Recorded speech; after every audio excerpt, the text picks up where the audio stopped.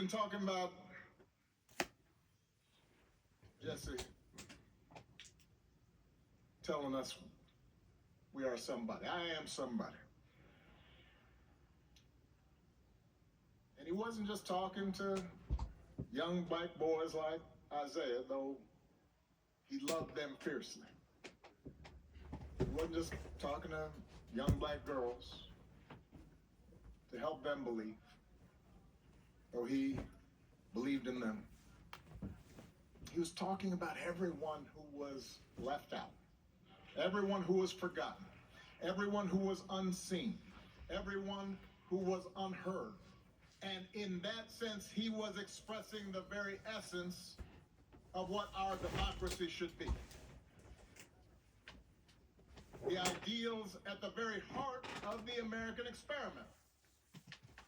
The belief that regardless of what we look like or how we worship, regardless of where our ancestors come from or how much money we got, we're all part of the American family. We're all endowed with the same inalienable rights to life and liberty and the pursuit of happiness.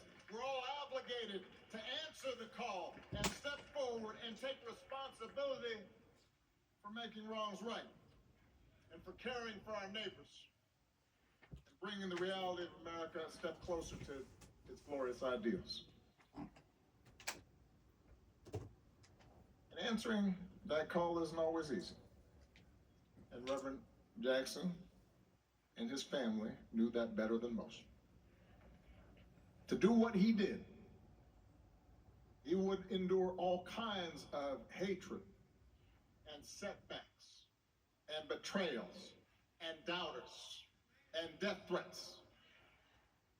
He would sacrifice, as Jim Reynolds pointed out, the leisure and comfort of what was available to him as a far more financially secure life. And those sacrifices were not his alone. They were shared by his wife and his children. And they bore that burden with grace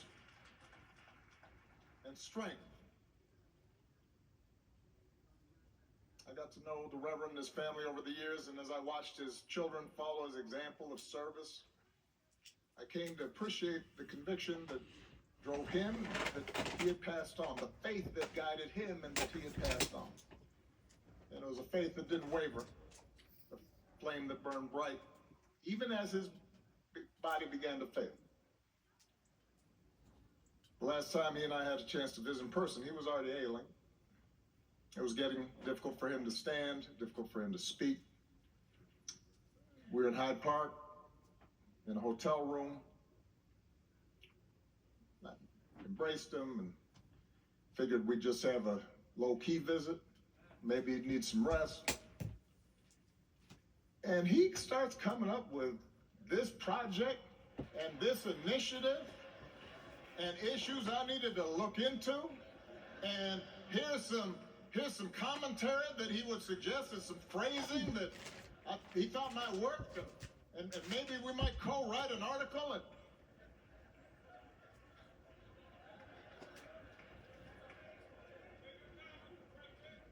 And listening to him, I couldn't help smiling.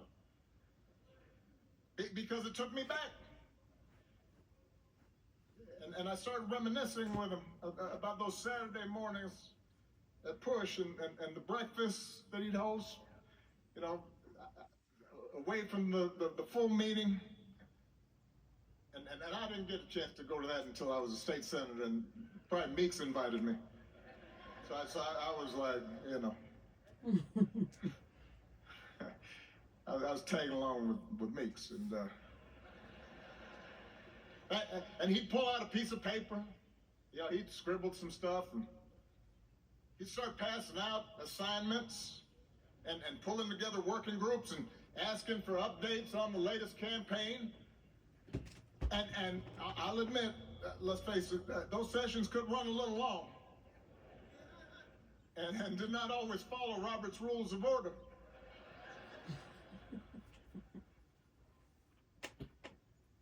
But when Jesse called your name and acknowledged you in that room,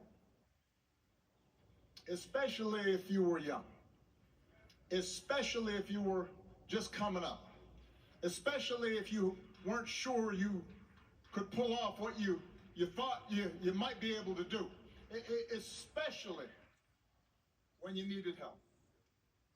When he did that, you stood up a little straight.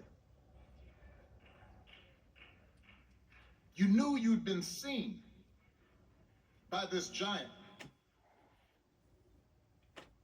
He'd laid hands on you and let you know you had a contribution to make. And so that day, I told him how much that meant to me and how much it meant to so many lives that he impacted.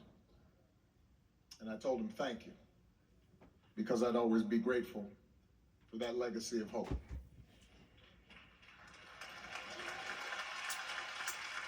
I know I've gone long. It was going to be much shorter until Isaiah spoke. I figure if a Detroit Piston can take up that much time,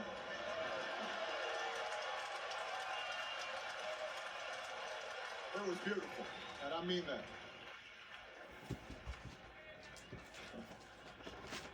Love me some Isaiah.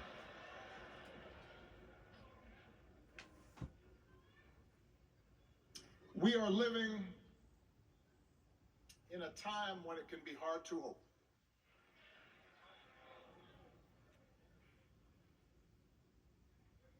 Each day we wake up to some new assault on our democratic institutions.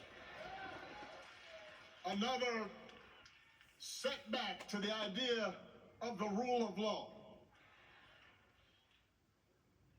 An offense to common decency. Every day you wake up to things you just didn't think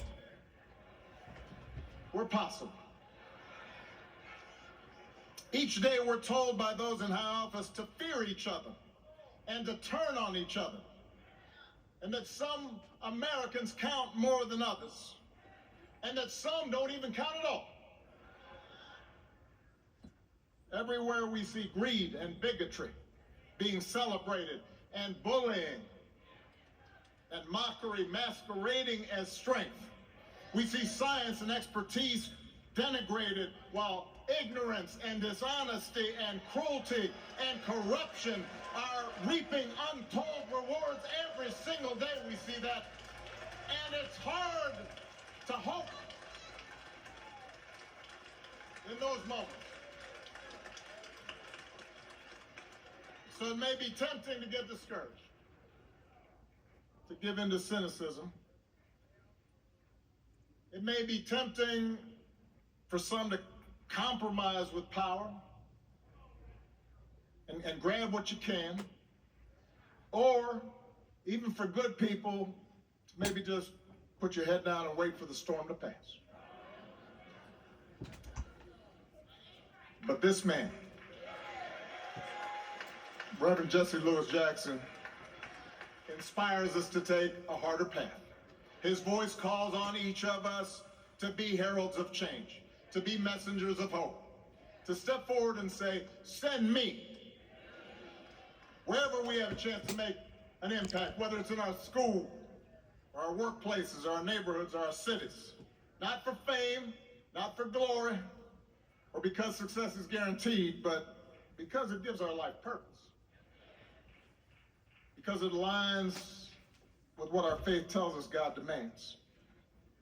And because if we don't step up, no one else will. How fortunate we were that Jesse Jackson answered that call.